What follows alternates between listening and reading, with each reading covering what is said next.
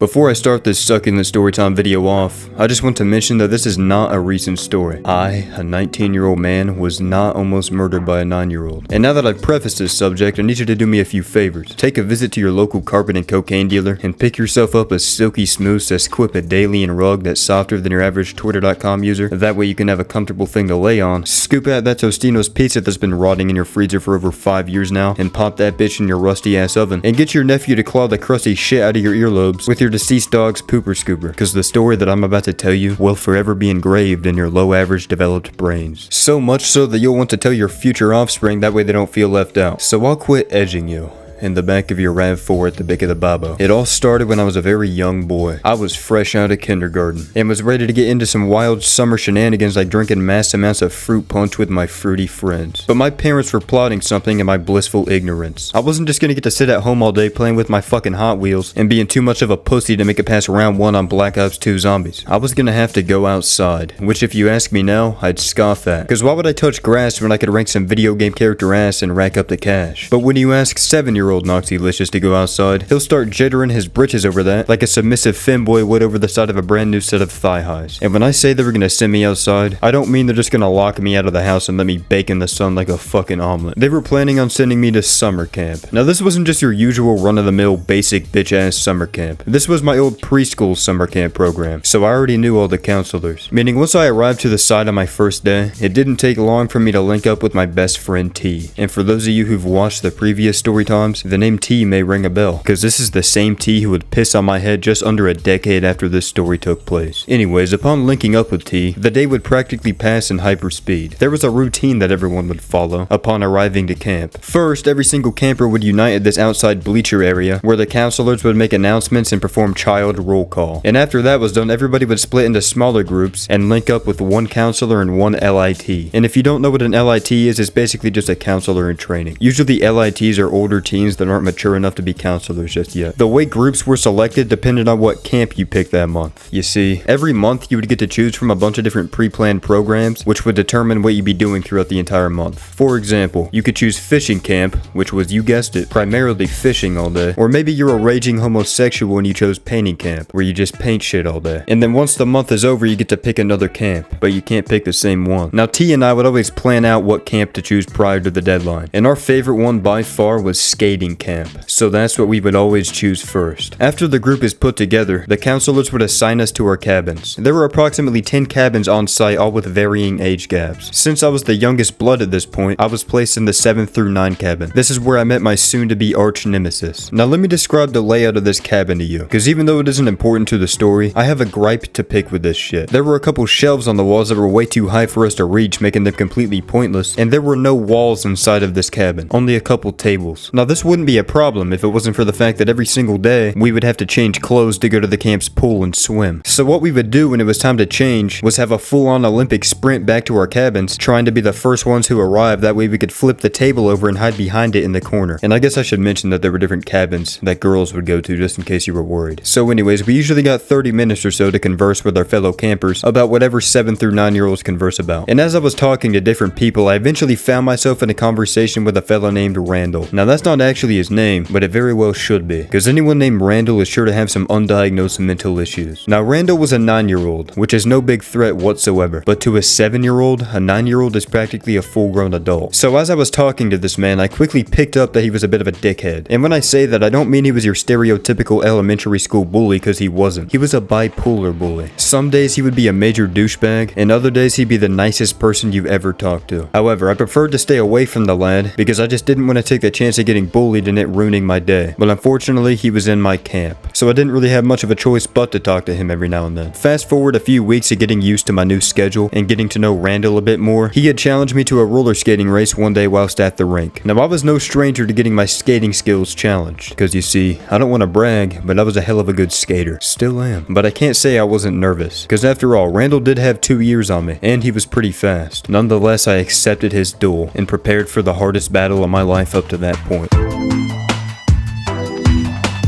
Randall and I made our way out onto the rink while everyone else cleared the arena. Even the counselors were on the edge of their seats, seething in anticipation for this race. There was no one better than me and Randall. This fight would prove who was in fact the greatest roller skater in the camp, and I couldn't let that legacy be passed on to a chump like Randall, so I was locked in. Our counselor counted down to 1 and then blew his whistle baby, let you know, and I floored it. We would do 2 full laps around the rink, and the first person to touch the makeshift line we drew would be crowned the winner and get all the chicks. As I was fully focused on collecting this dub, it was as if the world had just gone slow motion. I was in deep thought and remembered this one counselor that I thought was really hot. I was thinking to myself that if I could just win this skate off, then maybe she would finally be my girlfriend. As I completed my first lap, I was solemnly in the lead. Randall was a good Shaquille O'Neal behind me, and I started to taste victory, but in that victory there was a hint of blood. I was starting to become exhausted. Randall noticed this and started to give it all he had. Nearing the finish line, I activated my nitro boost and pushed myself beyond my limits. I was right there. All I had to do was stay focused for a few more seconds, and then I would finally collect my 2 W's, being a win and a wife. But Randall was catching up. I could hear him inching closer to me and realized he was right behind me, not even a foot away. Right as I got to the finish line, one of the scariest things in my life occurred. Randall's skate had made contact with the back of mine, sending me tumbling past the finish line and involuntarily cosplaying as a Donkey Kong barrel. I had done it, but in my victory I passed out. This was the only time in my entire life that I've ever fully blacked out before. I remember waking up on the table surrounded by my fellow campers, as well as a couple counselors that had been called there. Turns out I was out for a solid 30 seconds, and they genuinely thought I died. But nah, I lived that shit. The people that watched the race accused Randall of purposely tripping me in hopes of passing me in my fall. But even though I took a tumble, it never stumbled the inevitable. I had come out victorious, and was the talk of the camp for a solid day and a half. Randall ended up getting detention, or whatever you call it, for the rest of that week, and was forced to sit in the cabin with the camp's leader. And throughout the next 3 weeks or so, not much really happened. I had a few memorable instances occur with some other individuals surrounding theft, so I might as well fill you in on that information as well. Back when I was a young child, there were very few kids that actually had a cell phone or any type of smart device whatsoever, and even if they did, they weren't permitted on the campsite, so we had to resort to other shit to keep us entertained. And it just so happens that the trendy toy at the time was none other than Beyblades. Now a lot of y'all probably just got a nostalgia boner simply off of me mentioning the name Beyblades, but for those of you who haven't been blessed with the knowledge of the blade of the Bay's existence, allow me to fill you in. Beyblades are tiny metal toys that you rip and spin into an arena battling other Beyblades, where the last one still spinning is crowned victorious. A lot of campers would bring a couple Beyblades of their own to play tournaments with during downtime between activities, and I just so happened to have the Big Bertha Beyblade that demolished any other operative in its path. Well, one day after swimming wrapped up, I noticed that my Beyblade that's usually wrapped up in my clothes was missing from the cabin. I instantly started freaking out because I loved that thing and didn't want to lose it since it was undefeated, but it didn't take long for me to find it. Some dumbass kid and his goon-ass friend were ripping my Beyblade by the fire pit, and when I confronted them about it, they tried acting like it was theirs. So I obviously wasn't gonna let this slide and started yelling at them. At the same time, T started yelling at them as well, and this is where something very unexpected occurred. Apparently T had some beef with another kid that we'll call Gandalf, and you see, Gandalf was pretty good friends with these two Beyblade burglars. And when Gandalf heard T screaming at his buddy-o pals, he got pretty heated. So he started walking over to T, rolling up his sleeves trying to look all intimidating. Now keep in mind, this entire event happened within like 10 seconds, so I wasn't exactly using 100% of my brain power here. But as Gandalf was nearing T, I stepped in the way as he began to throw a right hook, which then connected to my face, giving me a 5-finger death punch. I don't know what's up with these loser-ass kids, but they all seem to love keeping around bad company.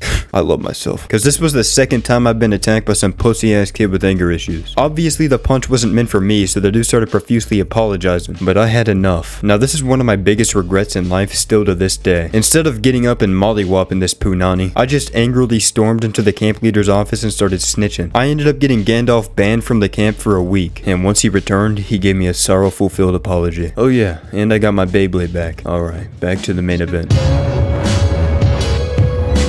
Let me give you some information about swimming time, as I've only mentioned it thus far. Swimming time lasts about an hour, and everyone all at once gets access to the camp's plethora of outside pools. If you don't want to swim, or you're one of those aquaphobic pussies, then you could play on this shitty little lice-infested playground that's located right next to the pool. And yes, I say lice-infested because that shit was a whole ass breeding ground for lice, I swear. Like, there were multiple instances where I had to shave my head due to that stupid ass playground giving me lice. But that's a story for another time. Anyways, there's 4 different sections in this outdoor pool. There's a splash park area where the big groups typically hang out and chat. There's the kiddie pool area that has the little buckets that gradually fill with water and dump on your head. It's about a foot deep. There's the regular pool area that stands about 3 to 5 feet deep depending on where you are, which is the section that has the slides. And then lastly, there's the deep end, where you need a green wristband to enter. And to get this green wristband, you had to take your swim test, which I didn't take until the next year. So one day I was chilling by the pool wondering what I was gonna do. T wasn't at camp that day. He was probably playing hooky so he could get a higher level than me in BO2. So as you can imagine, I was pretty bored without my BF. After a while of lollygagging around laying on my beach towel, I decided to pop into the kiddie area and just cool off for a bit. So I'm just casually chilling in this 1 foot deep level of water, practicing holding my breath for extended periods of time, when all of a sudden during one of my tests, when I go to lift my head up, the shit ain't lifting. Something was holding me down into the water, not letting me get air. So as every 7-year-old would in this situation, I started panicking. I began to splish and splash for what was probably only like 5 seconds in reality, but felt like 5 centuries. Eventually, after I swatted this dude's hand away, I was finally able to get some air. And what do you know? The culprit behind my assassination attempt was none other than this fucker Randall. This absolute psychopath tried to drown me and then gave me this deadpan stare after I barely survived. Now for whatever reason, my memory blanks when I think about what I did next. I know for certain I didn't tell the camp leader because I remember seeing Randall around in the following years. So I'm pretty sure I just did nothing. I've only told a handful of people about this in real life, so maybe that's why I blank. This is one of those memories that teeter on the edge of reality for me. Like I don't know if what happened actually happened or if it was a dream. But yeah, that's pretty much it. There's plenty of other events that took place at this summer camp, and I think I went to it until I was about 12, and then I grew out of it. I hope y'all enjoyed listening to this therapy session, and if you did, please like the video. Once again, I thank you for watching, Schnoogies, and I'll see y'all later.